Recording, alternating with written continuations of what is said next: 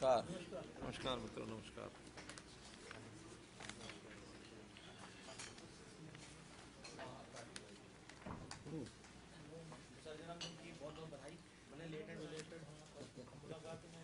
जन्मदिन पे रिलेटेड क्यों दो, अगले साल देना। अगले साल अभी एक ही दिन बीता है। कल देखो मेरा जन्मदिन जो है सरकार को 650 करोड़ में पड़ गया।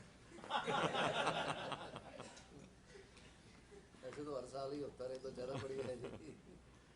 कैसा लगा आप लोगों को टेबलेट बांटने का कार्यक्रम? अच्छा, अरे भाई कहीं वो लाइव आई तो नहीं है? हैं?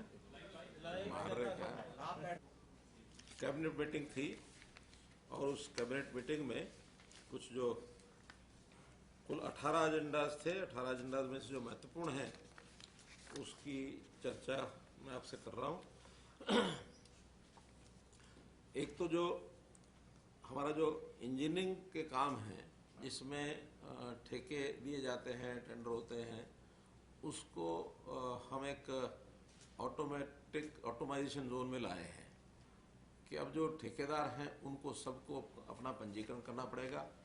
उनकी श्रेणी ए बी सी की कौन सी श्रेणी होगी और जो रजिस्ट्रेशन कर लेंगे, जो परमानेंट रजिस्ट्रेशन इनका होगा, उनसे हम ये जो ठेके से पहले लिया जाता है अर्नेस्ट मनी, वो अर्नेस्ट मनी उनसे नहीं ली जाएगी। और जो इस प्रकार से रजिस्ट्रेशन नहीं करेंगे उनसे वो ली जाएगी। और बहुत सी जो डिटेल्स मांगी जाती हैं हर एक टेंडर में, अब एक बार रजिस्ट्रेशन के बाद जो डिटेल्स आएंगी हर बार उनसे डिटेल लेने की आवश्यकता नहीं पड़ेगी। उनका एक रजिस्ट्रेशन नंबर होगा, अपना रजिस्ट्रेशन नंबर भरेंगे, उसकी कैटेगरी पता लग जाएगी, उस कैटेगरी के हिसाब से वो अपने टेंडर में पार्टिसिपेट कर पाएंगे। सारी चीज़ ट्रांसपेरेंट तरीके से होगी। घर बैठे वो टेंडर भरेंगे और जिसमें नेगोशिएशन का कोई स्कोप नहीं, घर बैठे ही जो L1 होगा उसको वो टेंडर मिलेगा। इस प्रकार का एक आज हमने मंत्रिमंडल में एक सिस्टम जो है वो बनाया है। इसी प्रकार एक विषय डिमांड बहुत समय से चल रही थी कि जो सब डिवीजन ऑफ प्लॉट्स शहरों के अंदर बहुत पुरानी जो स्कीमें, जिसमें टीपी स्कीम है, जिसमें रिहेबिलिटेशन स्कीम है, इम्प्रूवमेंट ट्रस्ट के ऐसे एरियाज हैं 40 साल 50 साल 60 साल पहले पार्टीशन के बाद की कई ऐसी कॉलोनीज, उसमें कंडीशन थी कि उसको आप पार्टीशन नहीं कर सकते। लेकिन अब समय बदल गया है, लोगों की आवश्यकताएं भी थोड़ा बदल गई, एक एक परिवार के भाइयों में आगे बंटवारा हो गया, तो उन मकानों की जो अभी तक डिवीजन करते थे वो इलीगल थी, लेकिन अब उसको हमने ऑथराइज कर दिया है।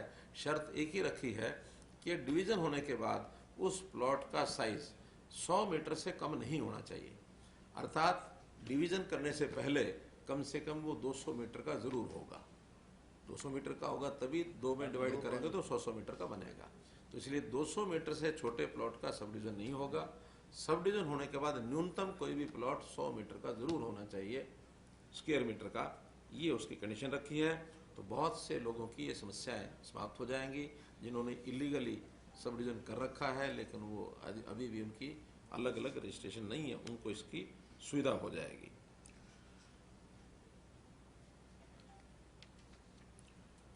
ट्रांसपोर्ट डिपार्टमेंट की एक थोड़ी अनोमली थी कि ग्रुप डी के जो सर्विस रूल्स हैं, हमने जो नए सर्विस रूल्स बनाए थे ग्रुप डी में, उसमें कोई भी ग्रुप डी का कर्मचारी किसी दूसरे विभाग में भी ट्रांसफर हो सकता है, लेकिन बाकी विभागों ने सब कर लिया था, ट्रांसपोर्ट का भी रह गया था। अब ट्रांसपोर्ट डिपार्टमेंट के भी ग्रुप डी के कर्मचारी वो इंटर डिपार्टमेंटल उनके ट्रांसफर हो सकेंगे। एक कैडर है वो ग्रुप डी का ये बनाया है, एक ये इसमें अमेंडमेंट की है। हमारी जो टाउन कंट्री प्लानिंग की policy NILP, new integrated licensing policy, इसमें साइज जो पहले था वो शहरों के हिसाब से, कैटेगरी के हिसाब से, कहीं 25 एकड़ था, कहीं 15 एकड़ था, ऐसे साइज के लाइसेंसिंग की पॉलिसी थी। लेकिन ये 3 साल पहले से पॉलिसी बनी थी, इसमें बहुत कम लोगों ने आके लाइसेंसिंग का उपयोग किया, अप्लाई किया। और जिन्होंने अप्लाई कर भी दिया था बाद में, वो भी कन्वर्ट करने के लिए दूसरी पॉलिसीज पर आ गए। जानकारी ये मिली कि साइज़ बड़े हैं, इस साइज़ को थोड़ा कम किया जाए, तो उस साइज़ को अब हमने 10 एकड़ और 5 एकड़, जो बड़े शहर हैं उसमें 10 एकड़, जो छोटे शहर हैं उसमें 5 एकड़ तक भी वो लाइसेंस ले सकेंगे, ताकि इस NILP पॉलिसी का लाभ उठा सकें। और उसमें 10% ज़मीन जो पब्लिक यूटिलिटीज़ हैं वो सरकार को हैंड ओवर करेंगे, 25 एकड़ से जो नीचे के लिए अप्लाई करेंगे, और जो 25 एकड़ से ऊपर के लिए अप्लाई करेंगे वो अपने आप बना सकेंगे।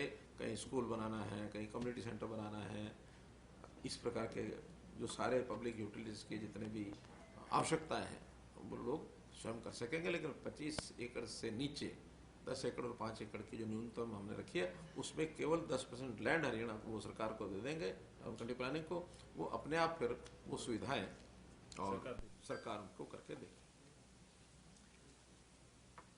एक पॉलिसी हमने बनाई है, aerospace and defence production policy. जहाँ जहाँ हमारे एयर स्ट्रिप्स हैं, एयरपोर्ट, और जैसे हिसार का नया डेवलप हो रहा है, तो वहाँ एरोस्पेस और एरोस्पेस की जो इंस्टीट्यूशंस वो आए, डिफेंस के प्रोडक्शन के लिए वो आए, उनके लिए स्पेशल कुछ ग्रांट्स। वैसे तो हमारी जो हीप पॉलिसी है, Haryana entrepreneurs and enterprises policy, उसमें कुछ कंसेशंस हैं, लेकिन डिफेंस प्रोडक्शन के सेक्टर को और एरोस्पेस के सेक्टर को और बढ़ावा देने के लिए कुछ स्पेशल प्रोविजंस किए हैं, जिसके अंदर group C, B, C, D, इसमें वो सारी सहूलतें दी हैं। ग्रुप A में नहीं दी हैं। A का एरिया हमको लगता है कि भाई बहुत अच्छा विकसित हो गया, इंडस्ट्री बहुत हो गई, आज आवश्यकता हमको B, C और D में ज़्यादा है। तो एम्प्लॉयमेंट के लिए जैसे 48,000 रुपया एक एम्प्लॉई को, हरियाणा के एम्प्लॉई को रखते हैं, तो 7 साल तक 48,000 रुपया प्रति वर्ष उस इंडस्ट्री को और रिबेट दी जाएगी, यानी उसको इंसेंटिव दिया जाएगा। और ऐसे ही GST का भी ग्रुप यानी सेक्टर D में 100% 10 साल के लिए ग्रुप D में उनको रियम्बर्समेंट होगी, SGST स्टेट का जो GST है, और वो जो C है उसमें 75% होगा, कुछ कम वर्ष के लिए है।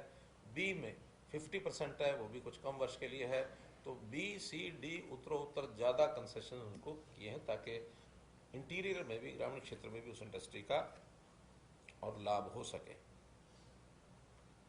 एक हादसी में आजकल हमने देखा, कई अखबारों में छापा भी है उसको, कि डंपिंग ग्राउंड का एक एजिटेशन वहाँ चल रहा है। कुछ गाँव के लोगों ने एतराज़ किया, लेकिन वहाँ एग्रीकल्चर डिपार्टमेंट की कोई 17 एकड़ ज़मीन थी, वो हमने कलेक्ट्रेट पर म्यूनसिपैलिटी हांसी को वो ट्रांसफ़र कर दी है, ताकि वहाँ एक डंपिंग ग्राउंड ये बनाया जा सके।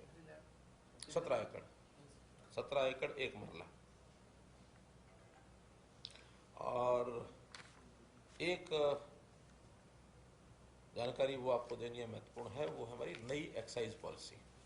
तो नई एक्साइज पॉलिसी ये हमने आज मंत्रिमंडल में फाइनल कर दी है।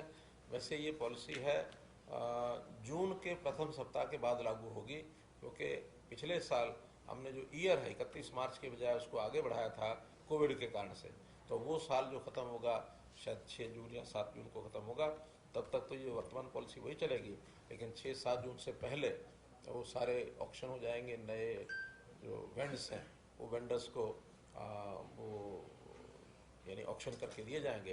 अंतर एक ही किया है कि पहले 2 वेंडर्स का एक क्या उसको कहेंगे जोन, अब उसको बढ़ा के 4 वेंडर्स का एक जोन किया है। उसमें जैसे सुझाव आते हैं, उन सुझाव के हिसाब से हमको लगता है कि हमें भी 4 वेंड का करने की कोई कठिनाई नहीं है। तो एक कंट्रैक्टर जो होगा वो 4 वेंड्स का कंट्रैक्ट ले सकेगा और वो अपने हिसाब से वो करेगा। और कुछ रेट्स का थोड़ा बहुत अंतर किया है, वो आपके पास एक लिखित तो उसकी जानकारी आ जाएगी। आसपास की पॉलिसीज को भी स्टडी करना पड़ता है। तो दिल्ली की पॉलिसी पिछले साल बदली है, उसके अनुसार भी कुछ चेंजेस की हैं। लेकिन कोई वाइन जो है या इस प्रकार की स्मगलिंग कई बार होती थी, एक स्टेट से दूसरी स्टेट जाते समय हरियाणा में से उसको जो पार करते थे, उसके ऊपर भी थोड़ा स्ट्रिक्ट मेजर्स हमने अपनाए हैं। कि जब बॉर्डर से कोई दूसरी स्टेट में जाने के लिए हरियाणा के बॉर्डर में एंटर करेंगे, वहाँ उसकी रजिस्ट्रेशन होगी और उसके बाद एक निश्चित समय में बॉर्डर पार करके भी हो जाएगा तो उसको एक प्रकार से उसका भी मॉनिटर किया जाएगा। कहीं ऐसा ना हो कि वो गाड़ी यहाँ से निकलते समय हरियाणा में कुछ आदि उतार जाए फिर निकले। तो निश्चित दूरी से कितने किलोमीटर दूर बॉर्डर है, उस बॉर्डर की दूरी के हिसाब से एंट्री एग्जिट दोनों का किलोमीटर, उसका टाइम, ये उसमें सेट किया जाएगा ताकि कोई दुरुपयोग जो है वो कहीं ना हो। इलीगल जो शराब है या वाइन जो भी है वो उसमें यहाँ हरियाणा में ना बिक सके, ना चल सके। हमने अपने जो इन डिस्टिलरीज हैं वहाँ भी उसकी जो लेबलिंग है, उसका जो फ्लो मीटर्स हैं, जैसे बजट की घोषणा मैंने कहा था उस पर हम फ्लो मीटर लगाएंगे। तो ई फ्लो मीटर लगेंगे ताकि कितना मटेरियल वहाँ बना है, कितना उन्होंने बेचा है, ताकि 2 नंबर की चीज़ उसमें बाहर ना जा सके। इसके ऊपर हमने कंट्रोल किया है।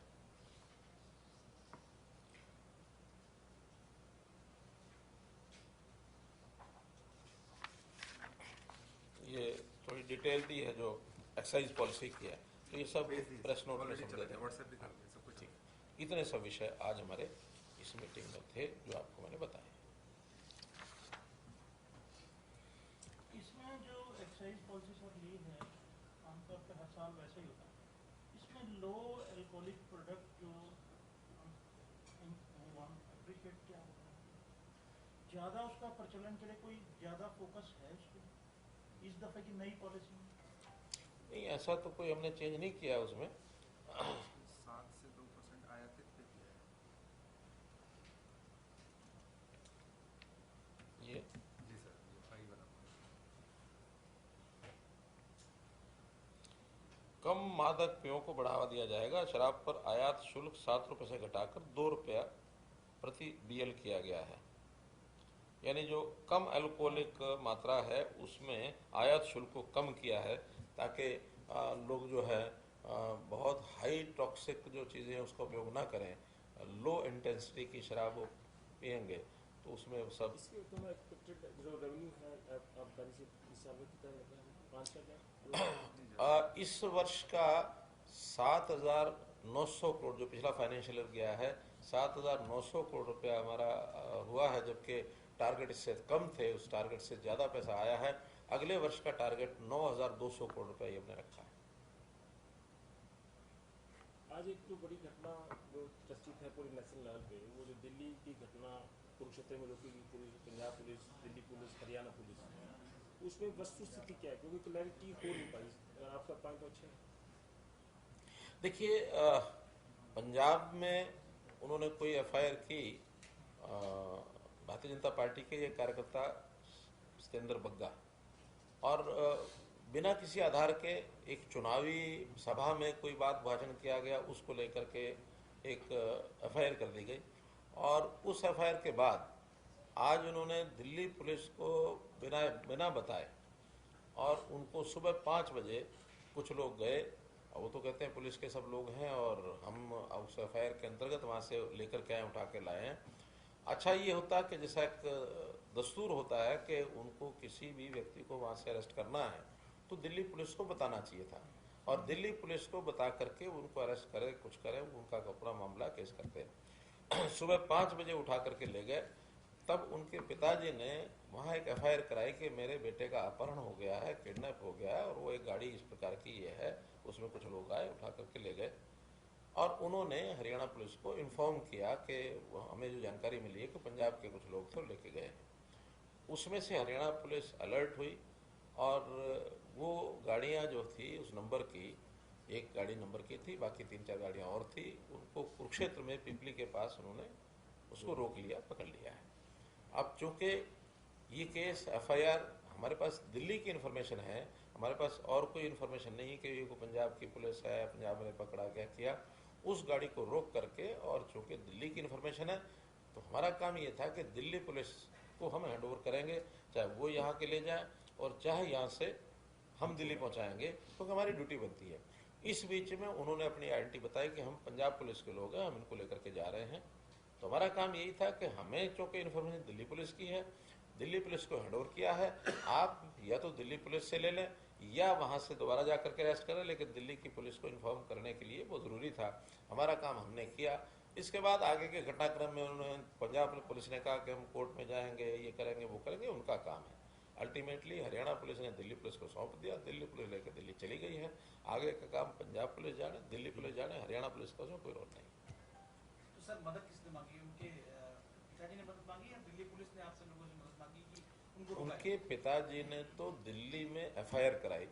दिल्ली पुलिस ने अपनी इन्फॉर्मेशन के हिसाब से हमको बताया कि यहाँ से ये गाड़ियाँ हरियाणा की तरफ गई हैं और इनमें ये व्यक्ति किडनैप होकर गया, उसको आप लोग रोकिए। पंजाब की इस कार्रवाई के पीछे क्या लगता है सर, ये जो इस तरह से पुलिस को इन्फॉर्म नहीं करना थाना क्षेत्र पंजाब पुलिस को लगता क्या है कि मकसद कोई लगता है? प्रक्रिया का पालन करना चाहिए तो लोकतांत्रिक व्यवस्था के हिसाब से जो भी सिस्टम बनता है। पहली बात तो है कि प्रक्रिया का पालन नहीं किया गया, करना चाहिए था।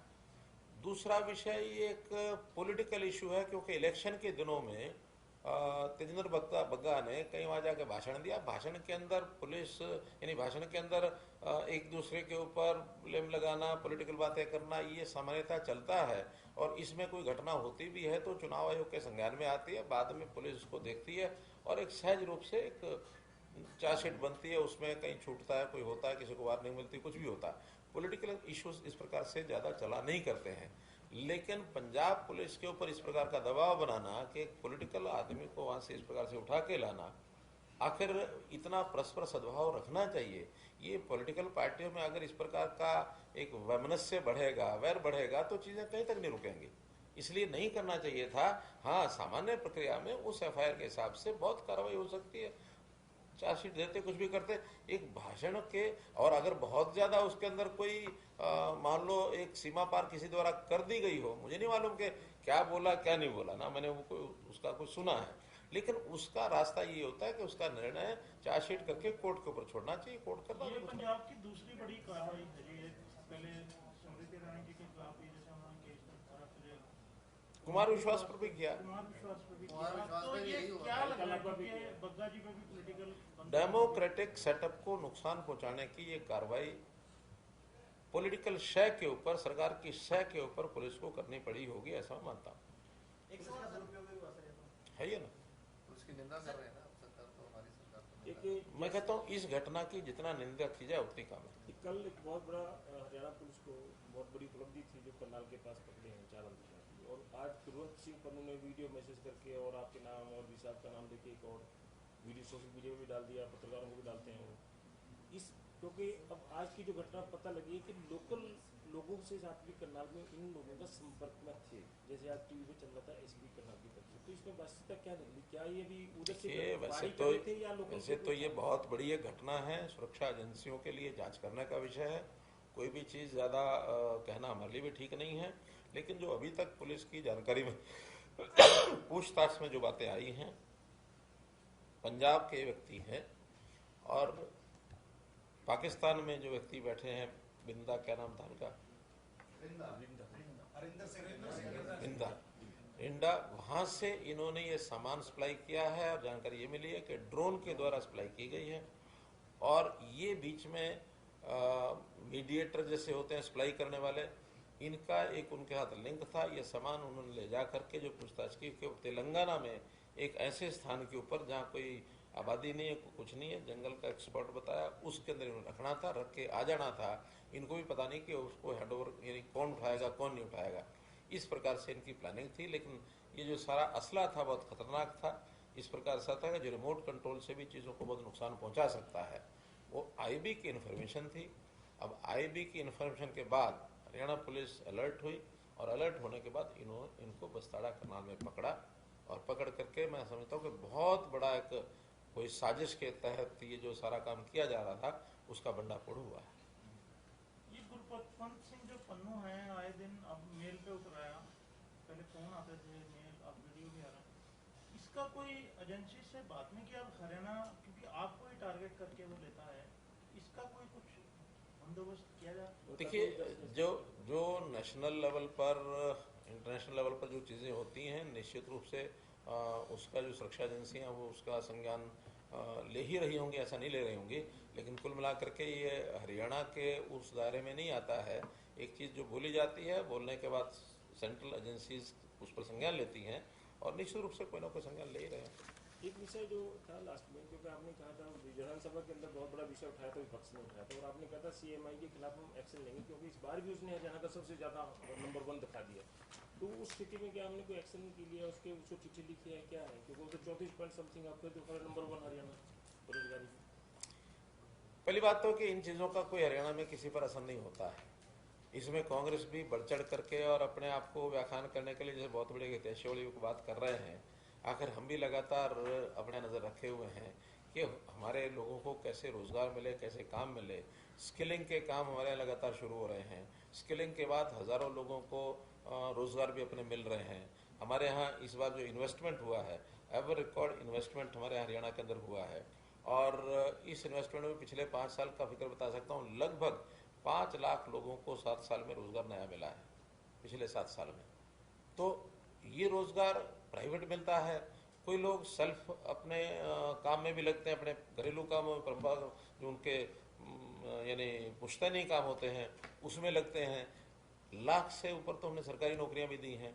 तो ये सारे काम जब चल रहे हैं तो जितनी गैप है उस गैप को कोई बहुत बढ़ गया ऐसा नहीं है। हमारे यहाँ जो डाटा हमको मिला है परिवार पहचान पत्र में, वो जैसा मैंने पिछली बार बताया था, लगभग 6 और 8% के बीच में वो चलता है। अभी हम जैसे रोजगार मेले लगा रहे हैं मुख्यमंत्री अंत्योदय परिवार उत्थान योजना में, 40,000 लोग तो पिछले 4 महीने में इसी के अंदर जिनको लोन दिला, जिन्होंने काम अपने शुरू किए, किसी ने कर दिए, किसी ने कर रहे होंगे। ये हमारा जो 1 लाख का टारगेट है वो 1 लाख का टारगेट हम पूरा करेंगे मई के महीने में। इस बार अब फिर एक टाइम टेबल आपको मिलने वाला है कि जिसके अंदर ये रोजगार मेलों का जो 3rd फेज वो फिर शुरू होगा। अगले साल भर ये चलेंगे। लगभग 10 मेले ऐसे हैं जो ये लगेंगे, और 10 मेलों में लाख से बल्कि कहीं ज़्यादा इन लोगों को रोजगार देने की हमारी स्थिति बनेगी।